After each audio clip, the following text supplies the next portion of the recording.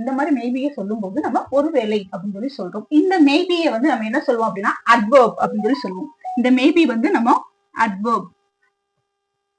So வெர்பை describe பண்றதா என்னது adverb அப்படின்னு சொல்லி சொல்லுவாங்க. சோ இந்த சென்டென்ஸ் நம்ம எப்படி எழுத போறோம் அப்படின்னா ஒருவேளை அப்படிங்கிறதுக்கு மேபி. சோ இதை நம்ம சேர்த்துதான் எழுதணும்.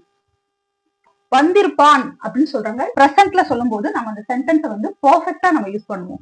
சோ பெர்ஃபெக்ட்டா யூஸ் பண்ணணும் அப்படின்னா பெர்ஃபெக்ட் டென்ஸ் வந்துட்டாலே நம்ம என்ன யூஸ் பண்ணுவோம்?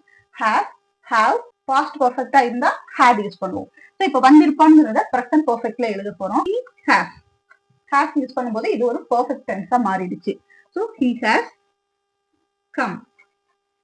நம்ம பெர்ஃபெக்ட்ல நம்ம யூஸ் பண்றோம், ஒரு வேர்ப்பை நம்ம பெர்ஃபெக்ட்ல யூஸ் பண்றோம் அப்படின்னா அதுக்கு அடுத்து வர்ற வேர்ப் எப்படி இருக்கணும் அப்படின்னா பாஸ்ட் பார்ட்டிசிபிள்ல தான் இருக்கணும். இது நான் பல வீடியோல உங்களுக்கு சொல்லியிருக்கேன். ஒருவேளை அவன் வந்திருப்பான்னு சொல்லும்போது மேபி he has come. ஒருவேளை பார்த்திருப்பான். ஃபர்ஸ்ட் மேபி அதை நம்ம எழுதிக்கலாம். மேபி பார்த்திருப்பான். பார்க்கறத நம்ம சொல்லுவோம் சி அப்படின்னு சொல்லுவோம். ஓகே, அப்ப பார்த்திருப்பான் அப்படின்னா சி, சா, சீன். அப்ப நம்ம இங்க என்ன யூஸ் பண்ணணும்? he has seen.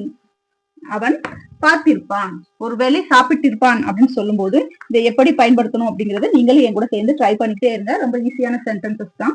So he has eaten. he has eaten.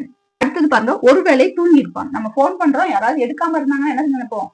ஒருவேளை அவங்க தூங்கி இருக்கலாம், ஒருவேளை அவங்க பிஸியா இருக்கலாம், இல்ல பார்க்காம இருக்கலாம், இந்த மாதிரி எல்லாம் நம்ம யோசிப்போம் இல்லையா?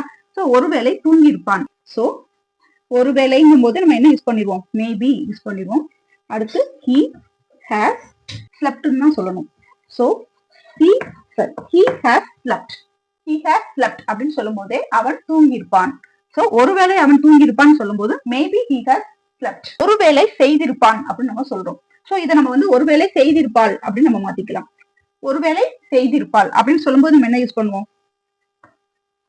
Maybe she has done. Maybe she has done.